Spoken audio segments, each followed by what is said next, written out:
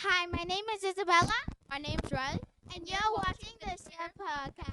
You play to win, I play to fight.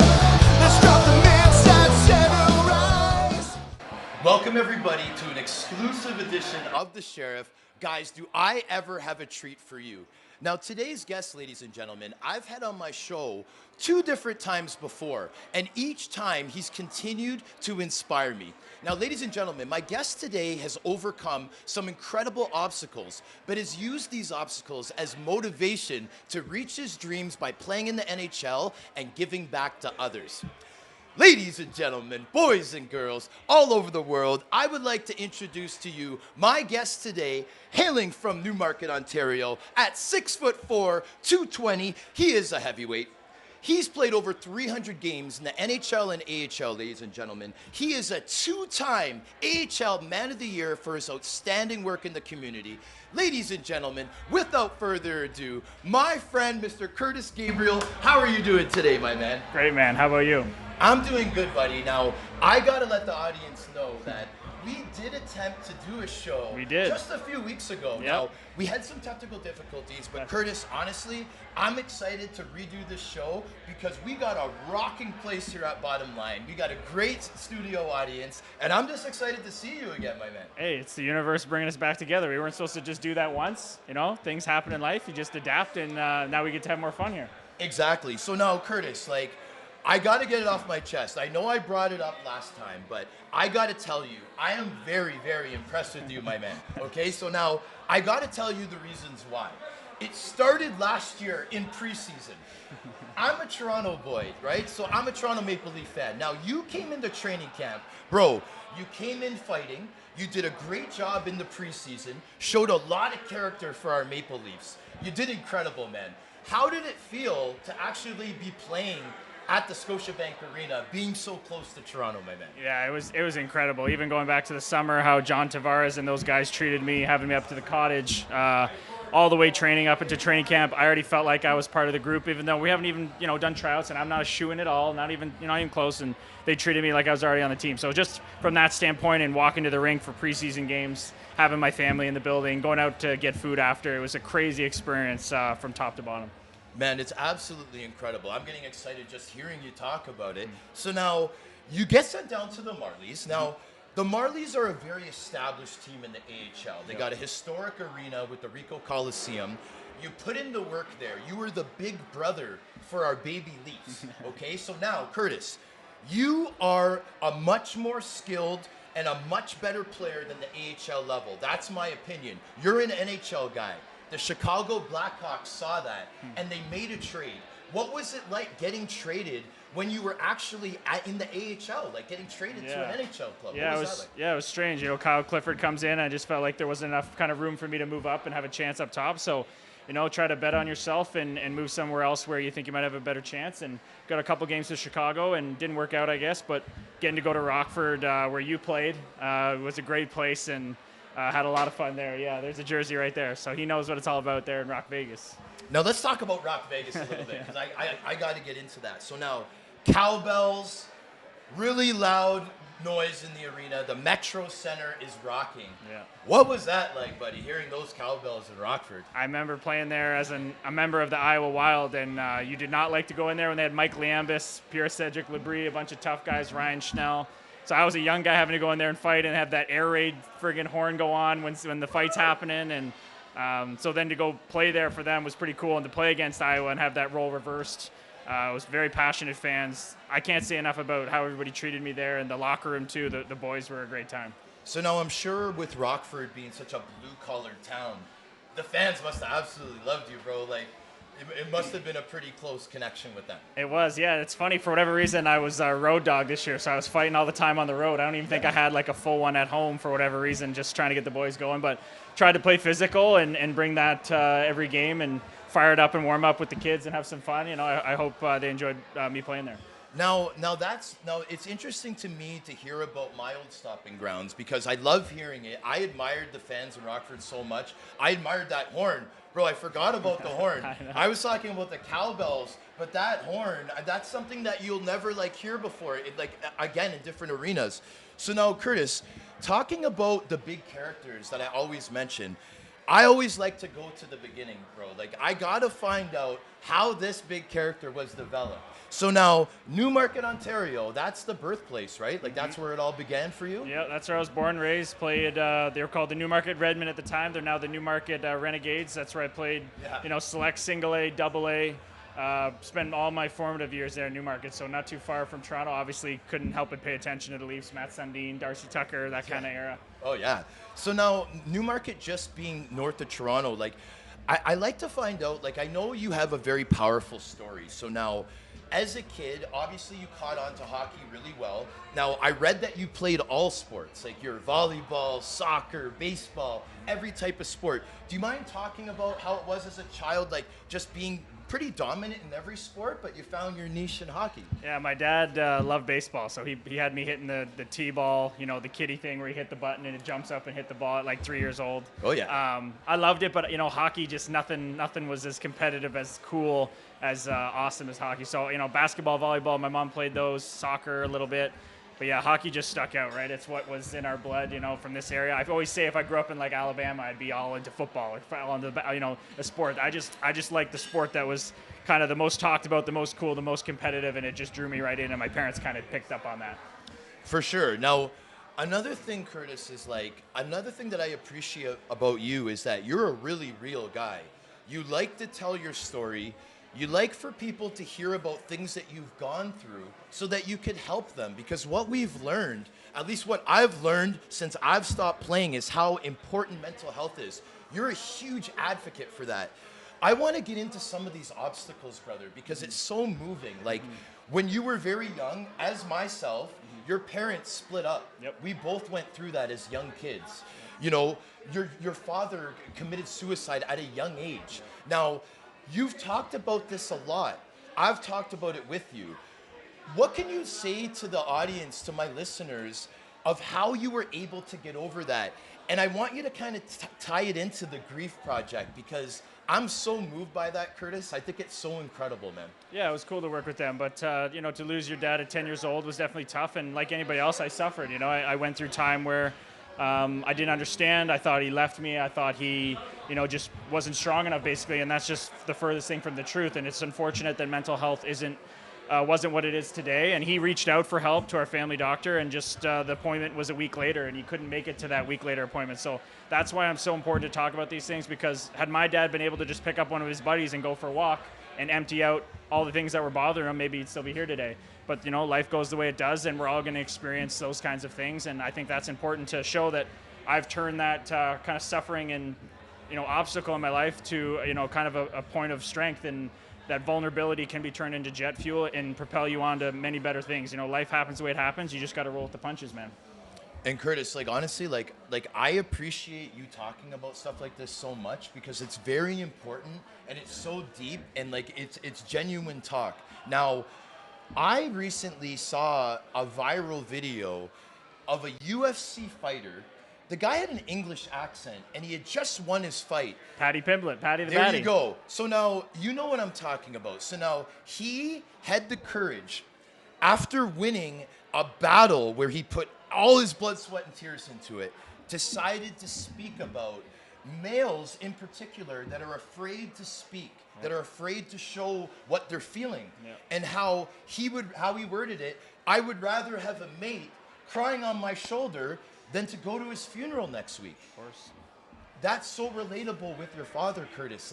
When you first saw that, did you kind of, were you thinking that? Yeah, I shared it right away, and you saw how many hits it got. I think there was a stat that came out that how many more calls mental health lines got because of that, athlete using his platform. And I think that's, what I try to do. Obviously, we all have different levels of platforms, but anybody out there who thinks they have no platform or 100 Instagram followers, it doesn't matter. We all need to kind of band together and put out the same positive message that men can talk, that being vulnerable is actually the strength you need. And hey, if you want to get girls, you want to get guys, whatever you're into, that's what they want. That's what partners want, to be vulnerable, to work through your stuff and talk with your partner. Whatever it is, if it's some stigma that it's, it's not manly or whatever, that's just all garbage. And it's crazy how the I don't know, the narrative is so opposite to what reality actually is. I agree with that 100%. It's crazy. It's crazy. Yeah. And Kurtis, this is the type of stuff that, when I'm able to talk to other players about this type of stuff, it gets me really excited because this is the exact thing that hockey was missing for the past 20 years. Like, we're all stepping up now. We're all trying to make it right now. But we played with a lot of our brothers, man, that, you know what I mean? Like, bad things happened. Like, they either went down the wrong road, they got involved in drugs, they didn't make the right decisions, right? And it was all based on the mental health and where they got to with not speaking about it and opening up. So this excites me. I love it. I'm trying to stretch it out right now because it's such a valuable thing. Let's talk about it more. I mean, like, we all as humans, we're social beings, social animals. We want all unconditional love. That's what we all want. So anybody who's struggling in any way, whether it be alcohol addiction, any kind of, vice, that's because someone's lacking and they feel separate. I feel like society's gotten so far away from that we're all part of oneness. We're all together. We're all in this together. We all go through the same things. Just because my dad killed himself and your problem is, your mom fell down the stairs and broke her leg when you're younger and that scarred you and now you have anxiety, which my friend Carson just went through, who had a podcast about mental health. That scarred him. And that doesn't mean his adversity and his suffering is any less than mine. We all go through things in our own way and we all need to be there to support each other. We got to get back to being, we're all one, man. You see somebody bullying someone, you see somebody struggling, they're hurting, go ask them. Go ask them how they're doing, but how are they really doing?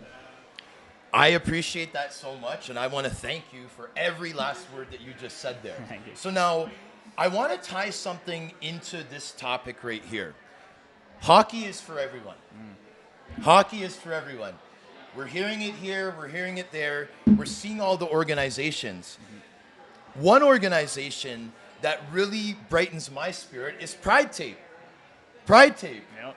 I want you to talk about Pride Tape a little bit because I know how important it is to you. I want you to talk about when you use the tape, the game, the goal. Yeah. I'm just getting excited talking about it. It gets me going too, man. Okay. Jeff McLean, Dean Petrick, out of the goodness of their hearts, started this thing. Found a way to get rainbow-colored tape. They didn't know how to make it at first. They just figured it out, like we all do. You don't know how to do something, put your mind to it, you figure it out. They put it out, and it started being used in Pride Nights throughout the NHL. I happened to be up with the Devils the summer after I went through an experience where the issue of LGBTQ2S+ got humanized to me. I feel like that's what needs to happen. It needs to be humanized to you, and then you educate on it, and you make a difference. So I had a friend of a friend come out to be in a relationship and was unsupported financially, and she had to move right in with her new girlfriend. I saw the kind of tough time that created, and I just couldn't relate. I couldn't imagine. I know you can't imagine your mom putting you through that. We're so fortunate. But yeah, it just humanized the issue to me. So putting the Pride Tape on my stick in a big game where I scored a goal, a game winner on Carey Price, and it was like the biggest night of my life personally, but also a night where people saw that they were included in the sport with the Pride Tape on my stick. And it's such a small gesture that I can't imagine, I could never imagine the journey it's taken me on now, but it's changed my life in such a positive way. And to hear messages every day that I've helped someone somewhere to, put Pride Tape on his stick and make his teammates feel more comfortable, or just spread the message that LGBTQ2S+ is completely normal and there's absolutely nothing wrong with it. It means a lot to me. Well, I appreciate you sharing that for sure. Now, Pride Tape did reach out today. They sent a couple of nice messages, and that they wish that they could have been here tonight. And I just felt really good, man.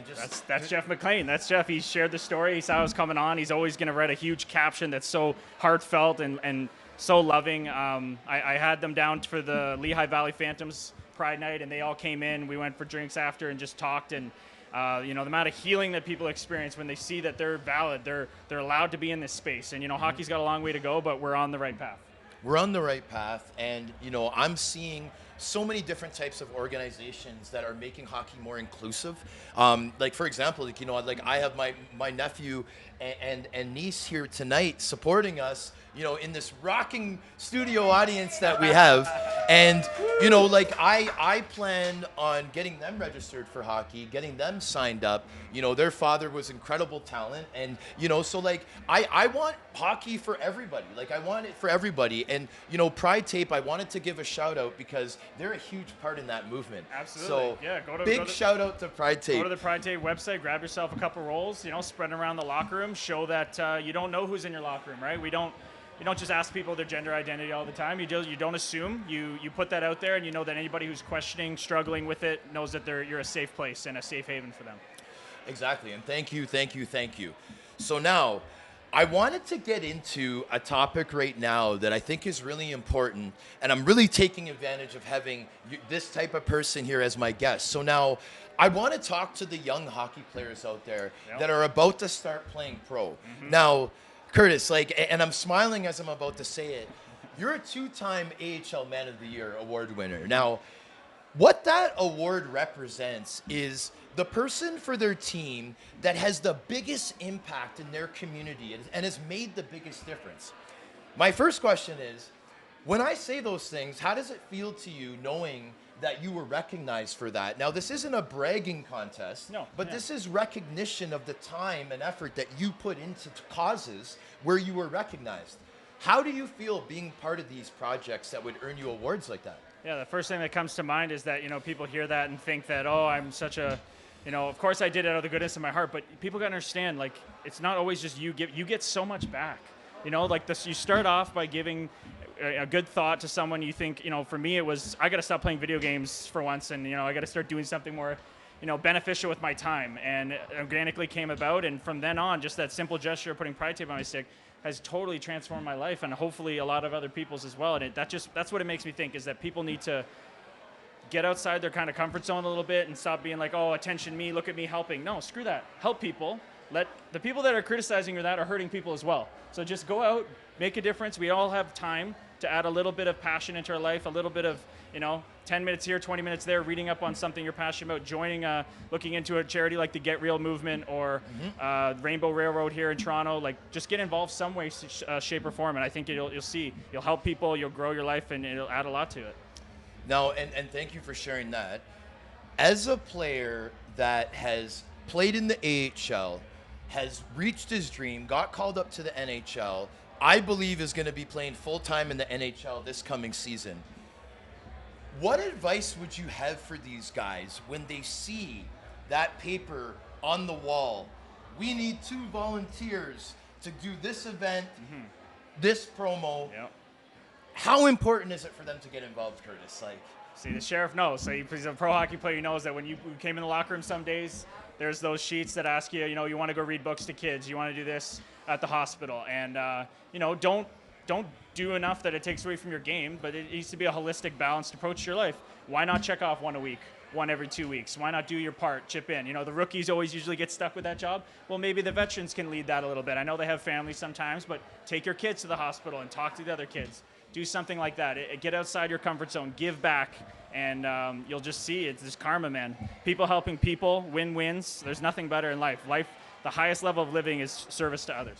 See now, and let me add to that real quick. So what I find is that the word volunteer has a misconception to it. I think that when you look up the word volunteer, it should say networking, learning, experience, all these different things, because that's what I was able to gain from my research on you. You talk about becoming a better person, being able to learn about different cultures. It's incredible. And this is all through an opportunity of signing up that the team want the players to do. Yeah. So I just wanted the young people that are watching this show, they're looking at you, they're looking up to you, man. You're a big role model. Thank you. You did this through and through, and it bettered your life. And they can do it too. I'm not going to say I always did it either. And that's not a reason to not do it. I was the young guy, just so focused on hockey in my early years in Iowa and the AHL, trying to make it. It's all that mattered. It didn't really work that well. You know why? Because it's not a balanced, holistic way to approach your life. You can help people, and it's going to help your career in achieving your dreams, because it's going to make you a more balanced individual. It's going to make you not so hung up on every little mistake you make, every turnover you make in the game. Yeah. It's a holistic, balanced approach to life that we need in society more. I'm an obsessive kind of person too. I get into something, I get into this, and I get everything in my life now. I try to find balance, and that's so important. So important, as is training. Is what I want to get into next. Now, Kurtis, me being impressed, I told you I was going to give a couple of reasons. Now, when I said that, I only gave 1 or 2. So here's the third, okay? Your training regimen. Now, I'm not just talking about physical. I'm talking about the mental part of it too, brother. Now, we talked a little bit before the recording of how we're seeing more and more people adding mental to their training, mental training. So Can you give a little bit of your secret away? Yeah, Because, like, I know there's 3G, 4G, 5G. I don't know what G you are, but just give a little bit secret away, my friend. I mean, it's just funny that people, because of the mental health stigmas being eliminated, people are now just talking about it. Going back a long, long time, people have been using meditation, have been using mindfulness, have been using, accessing other forms and altered states of consciousness to achieve some pretty incredible things. Albert Einstein said, I didn't figure out my, laws of the universe and by thinking a conventional way. I got outside my mind. And I think you were talking about the Ice Wars champ. He was writing down every day that I'm going to win Ice Wars. He said he won that event and tournament 2 weeks before. That's the kind of stuff we're talking about here, affirmations. And I saw Israel Adesanya, the UFC champion, said the other day in a podcast, and I mentioned this to you, this microphone started as an image in someone's mind, and they manifested it into existence. So what's the difference between imagination and manifestation? I don't know why manifestation gets such a bad rap. It's all woo-woo. It's not. That's literally why this is here. That's why everything you see is here. So meditation is the single most important thing I think to anybody can do. It's free. You can do it anywhere. You can do it eyes open. You can do it walking. You can do it driving the car. You can do anything. All you got to do is jump on the internet. It's free. You can change your life. It certainly has changed mine in the last 8 months. Totally different man. You guys all owe me for that information because I'm going to use it. I'm taking advantage of it. You guys have to too. So now I'm not going to let you off that easy, okay? No, let's go. So now, okay, so the meditation part, when you're waking up, are you doing it or is it always different? Do you try to do a routine with it? Yeah, I think it's funny. Because I've said before, I get obsessive kind of with things, and I get super crazy about routines. And I used to be like, oh, if my routine doesn't go right, like a pre-game in a hockey game, oh, my game's no. It's everything has to be adaptable and within balance. So when I have a day that I'm training a little later, I can get up maybe 5:30, 5:45, and get 30 minutes in. I'll do that. If I come home someday and I didn't get the time in the morning, I'll do it later in the day. It doesn't really matter when you do it. The ideal time though is the morning. And it's as simple as this. This is some more free knowledge. It's called brain heart coherence meditation. 3 things you got to do. You can be driving the car, you can be awake, you can be lying down, closing your eyes. Doesn't matter. You just focus on your heart, you focus on breathing through your heart, and then you bring up an emotion or a feeling in your life that you want to create or you've already experienced that makes you appreciative and grateful. Very simple. That's all you got to do. It takes 5 minutes. I did it in the car today, and my mind was popping off with gratefulness and appreciation, and it's crazy how your perception changes, and you come home to your girlfriend, and I just jump on her. I'm so excited for life. You know what I mean? It's crazy what I'm doing it as you're talking. We could be doing it right now, and everybody could do it with us if we want. It's that simple. It's literally that simple. But people think, oh, it's like weird. I'm sitting in by myself thinking. It's like everybody's terrified to sit around and sit in their own head. Are they not? In this mental health crisis we have, just sit down, and you got to get comfortable with yourself. The most conversations you're going to have in life are with yourself, so you better get comfortable with yourself. Man, I feel privileged because I'm right beside you. So not only am I feel the energy, bro. Oh yeah, I felt it for your mom too. It's all over the place. But I'm getting the info, so it's priceless. Okay, so all right, I'm trying to figure out where to go from here because I'm so excited. This is such incredible knowledge. I'm so happy for the audience to get this type of stuff. Let's go. So now, okay, so let's get more into the training because a really good buddy of mine has this opportunity to train this new aged NHL tough guy. Let's talk about Mr. Nickel, and let's talk about the training that you guys are doing right now and how you are preparing for the season of your life, Kurtis Gabriel. Yeah, I mean, manifestation. Matty Nickel, man. He talk about somebody with zero ego for being the top hockey trainer in the world, probably at this point. He has zero ego, time for everyone. He's walking around the gym in bare feet and long sweatpants, oversized shirt. He's just there to do the work, to do it right. And the place is run like a factory. I mean, I think there's more trainers than athletes. They're picking you apart every day. You got to go in there and listen and soak it up like a sponge. And just trying to get in freaky cardio shape so I can go to camp and run around and kind of fire it up a little bit. That's the boys know I like to do. I like to fire it up, whether it's practice, whether it's game, whether it's the summer. I like to play hard. So now, Mr. Nickel, he's in pretty good shape. Do you ever just challenge him to chin ups or anything? I mean, I know he was a power lifter, so he absolutely smoked me. But if I maybe I asked him to go for a run one day, I might be able to kick his butt at that. Right on, and I'm sure he's gonna be watching. So, hey, don't take it out on me, man. This guy's he's hyper, he's motivated, So that's great. Okay, so now the upcoming season, buddy. What I was mentioning before, when I'm talking about this new age tough guy and all this kind of stuff is I was actually talking in the car on the way here, and I was trying to explain to my mom what kind of player you are. So now, Kurtis, I'm going to get the cat out of the bag. You're the most exciting player that hockey has right now. You're the most exciting player that hockey has right now. And let me tell you the reasons why. You make big hits. You care about your teammates. You will react to anything that happens against your team. This is what not only fans want to see, not only coaches want to see, but your teammates. They love playing with you because they wish there was 18 more Kurtis Gabriels, then they wouldn't have to worry about anything because you could skate, you could shoot the puck, you could put the puck in the net. So now, this is a new type of summer training for you. I know that the mental part of it, you've done a big step up, right? Like, this is a big step up. Big one. You're really looking forward to this year. Do you think that you're in the shape of your life right now, bro? Oh, absolutely. Mentally, physically, feel great, dude. I'm just... it's funny you say that.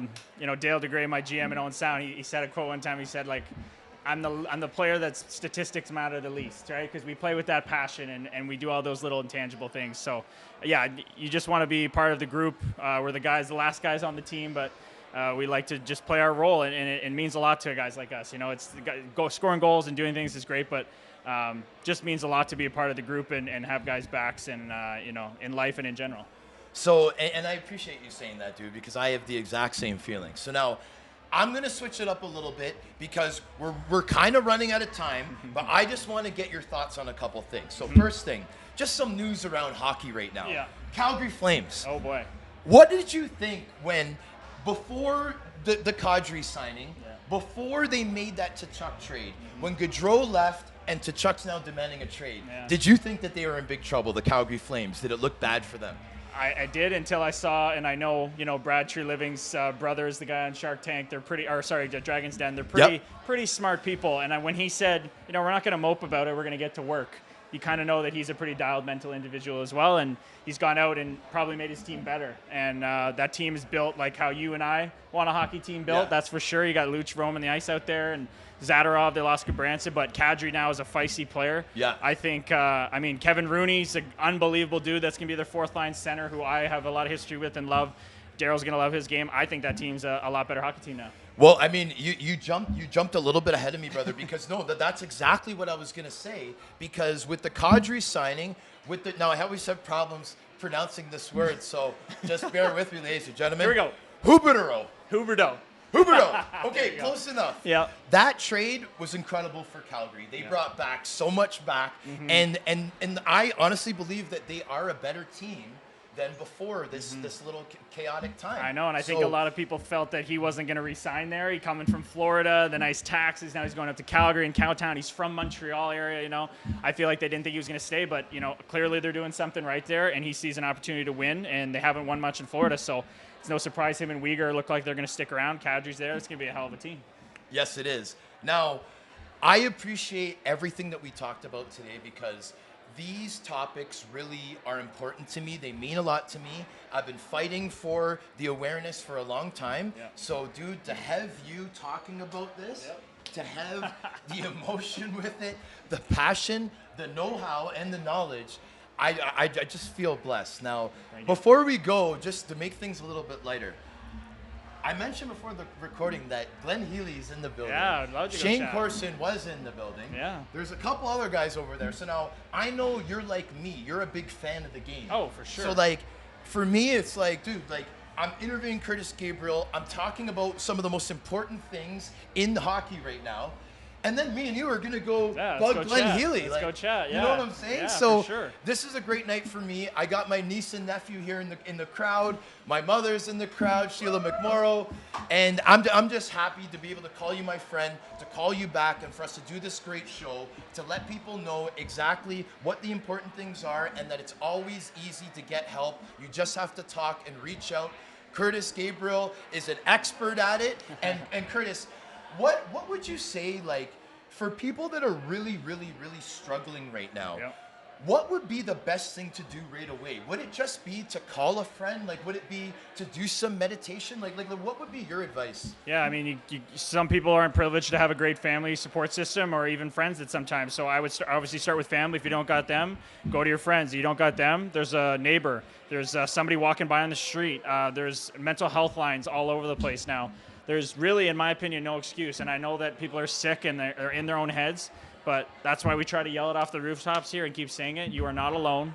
Literally every single other person has gone through what you're going through, whether it's subclinical or clinical, whether they're actually depressed or they're just going through some stuff like we all do. There's no excuse now. Just talk about it, and you'll be amazed how your life changes and gets better. I'm so happy to have done this show, Kurtis. Thank you bro. so much, bro. This is really important stuff. Yeah.